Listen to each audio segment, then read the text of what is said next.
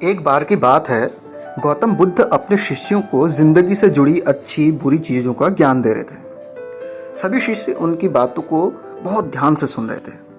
उन सभी में एक शिष्य ऐसा भी था जिसे प्रश्न पूछने की बहुत आदत थी।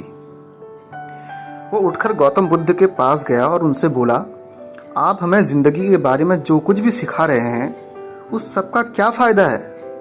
क्योंकि हम में से बहुत से बच्चों को यही नहीं पता है कि हमारे जीवन का मूल्य आखिर है क्या और ये जीवन हमारे लिए कितना कीमती है। पहले आप हमें ये बताइए कि इस जीवन का मूल्य है क्या। अपने शिष्य की बात सुनकर गौतम बुद्ध अपने कक्ष में गए और एक चमकता हुआ पत्थर का टुकड़ा लेकर आए।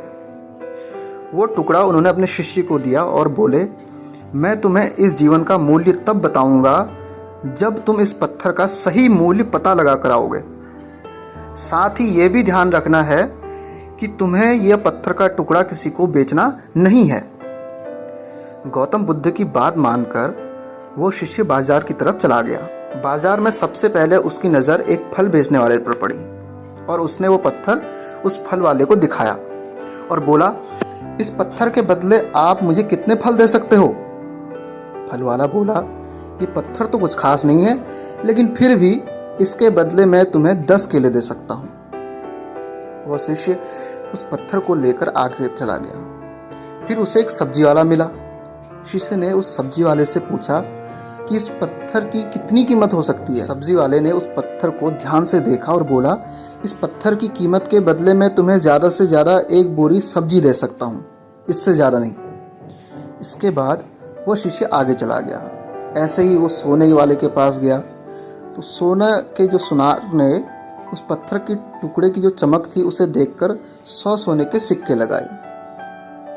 शिष्य ने वो टुकड़ा बेचने से मना कर दिया।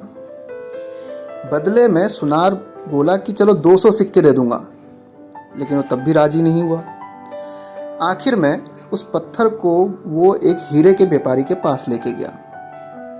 पत्थर देखते ही हीरों के व्यापारी ने सबसे पहले एक साफ कपड़ा बिछाया, उस पत्थर को उसके ऊपर रखा, फिर उसकी परिक्रमा की और हाथ जोड़कर उस पत्थर को कपड़े में लपेटते हुए बोला, तुम जिसे मामूली पत्थर समझकर उसकी कीमत पूछ रहे हो, असल में यह एक बेशकीमती रूबी है।